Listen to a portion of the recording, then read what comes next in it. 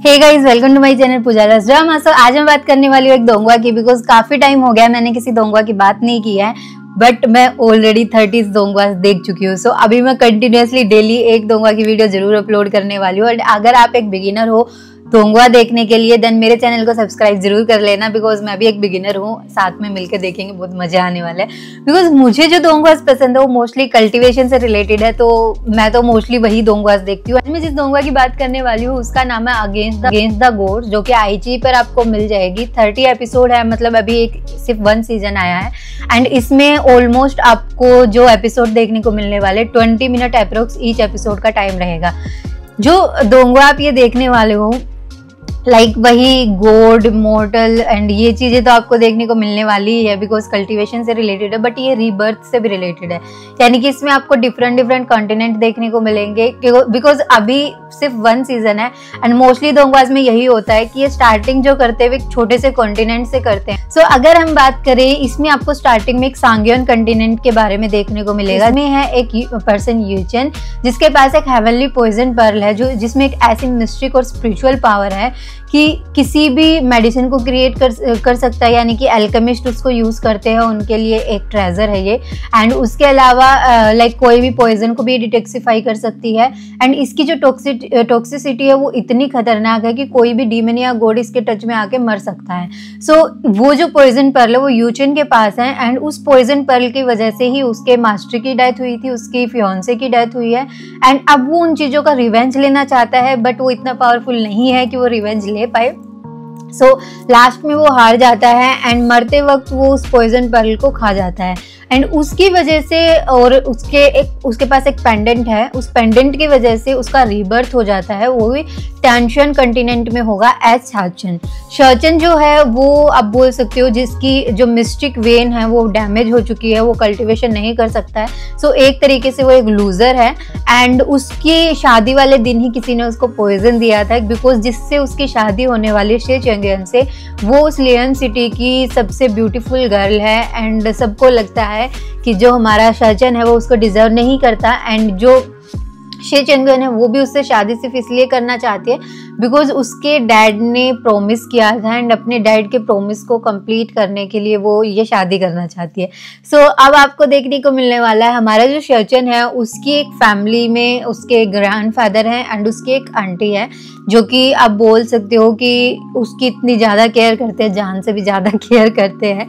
सो यहाँ पर स्टार्टिंग में इनकी शादी का आपको देखने को मिलेगा कि कैसे इनकी शादी होने वाली है। एंड उसके बाद हमारा जो, बिकॉज ये अल्केमिस्ट है, डॉक्टर एक बहुत फेमस मतलब लीजेंड डॉक्टर था, तो उसकी जो स्किल्स है वो उसके पास ऑलरेडी हैं सारी। सो अब वो उन स्किल्स को यूज करके जो उसकी मतलब आप बोल सकते हो वाइफ बन चुकी है, अब उसकी जो वाइफ है शे चेंगियन, उसके एक्यू पॉइंट्स को ओपन करेगा। यानी कि उसकी, बिकॉज वो आइस इमोर्टल सेक्ट की डिसिपल है। एंड वहाँ पे जो कल्टीवेशन है या जो भी स्किल्स वो लोग प्रैक्टिस करते हैं वो सब आइस से रिलेटेड होते हैं। उसी की वजह से क्या होता है कि उनकी बॉडी में प्रॉब्लम स्टार्ट हो जाती है, जिसकी वजह से लाइक बहुत सारी प्रॉब्लम देखने को मिलेंगे आपको। सो वो उन प्रॉब्लम का सॉल्यूशन हमारा शाचन क्रिएट करेगा, बिकॉज वो एक डॉक्टर है। सो वो उसको हेल्प करेगा अपनी वाइफ को 54 एक्यू पॉइंट्स ओपन करने के लिए। यानी कि एक पर्सन की बॉडी में 54 एक्यू पॉइंट्स होते हैं। एंड अगर वो सारे ओपन हो जाते तो वो पर्सन आप बोल सकते हो किसी के लेवल का नहीं है, मतलब बहुत बड़े हाई लेवल पे वो पर्सन पहुंच जाता है। अगर वो अपना कल्टीवेशन करता है तो वो 10 टाइम्स फास्टर हो जाता है। अब अगर हम बात करें स्टार्टिंग में इनकी जो शादी में प्रॉब्लम्स आने वाली हैं वो आपको देखने को मिलेगी। देन हमारा जो शाचन है उसके पास मतलब एक गर्ल है जैस्मिन, जो कि स्टार रियलम से, स्टार गोल्ड रियलम से, वो इस तानशन कॉन्टिनेंट पे आके गिर जाती है। एंड बिकॉज हमारे शाचन के पास हेवनली पॉइजन पर्ल है, वही उसके पॉइजन को डिटॉक्सिफाई कर सकता है। सो वो उस पॉइजन पर्ल में चली जाती है, बिकॉज वो जो पॉइजन पर्ल है उसका भी एक अलग से वर्ल्ड है जो कि शाचन की बॉडी में है। सो वो उसमें चली जाती है। अब आपको यहाँ पर कोई एक पर्सन आने वाला है मेन शर ट्राइब से, जो कि एक पर्सन को यहाँ से लेकर जाएगा कल्टीवेशन के लिए बोल सकते हो आप।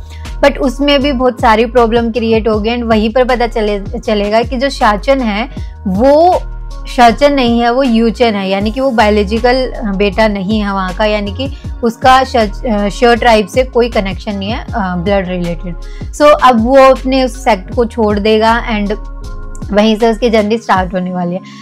वैसे मैं रिव्यू करने वाली थी, बट रिव्यू करने में इतना कोई बेनिफिट नहीं होता, सिर्फ आपको ये बोलना कि आपको जरूर देखनी चाहिए, ये चीज़ें पसंद है, वो चीज़ें पसंद है।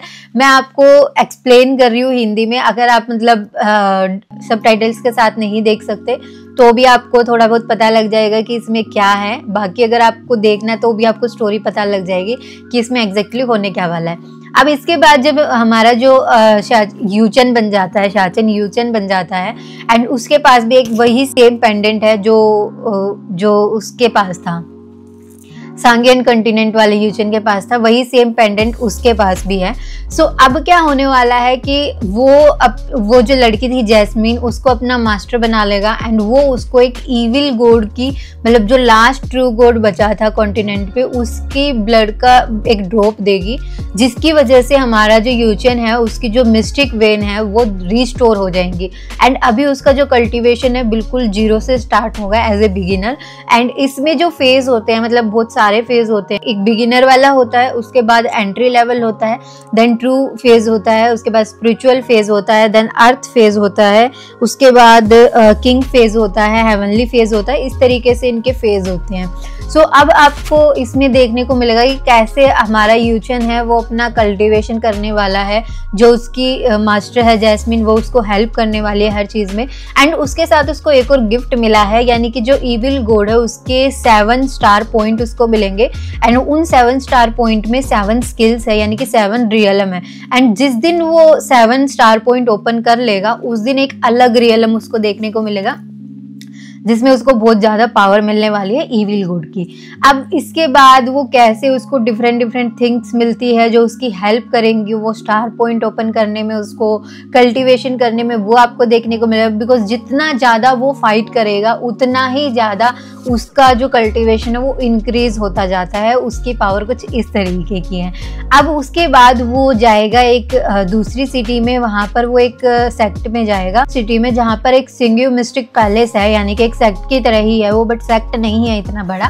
सो वहाँ पर वो जाएगा, वहाँ का डिसिपल बनेगा एंड वहीं पर फर्स्ट डे ही उसकी बहुत ज़्यादा फाइट आपको देखने को मिलेगी कंपटीशन के तरीके से एंड बहुत उसका कल्टीवेशन भी ऐसे ही इंक्रीज होता चला जाता है। सो वहाँ पर वो अपने दुश्मन क्रिएट कर लेता है एंड उन दुश्मनों से बचने के लिए वो जब मतलब बहुत सारी लाइक आपको कॉमेडी भी इसमें देखने को मिलने वाली है, बिकॉज यूचन जो है वो अपना जो अपीयरेंस है वो चेंज कर सकता है। सो वो काफ़ी इंटरेस्टिंग आपको देखने को मिलेगा। उसके बाद उसको एक फेनिक्स जो बीस्ट है, मतलब एंशिएंट बीस्ट थी फेनिक्स, उसकी लाइक इनहेरिटेंस मिलेगी।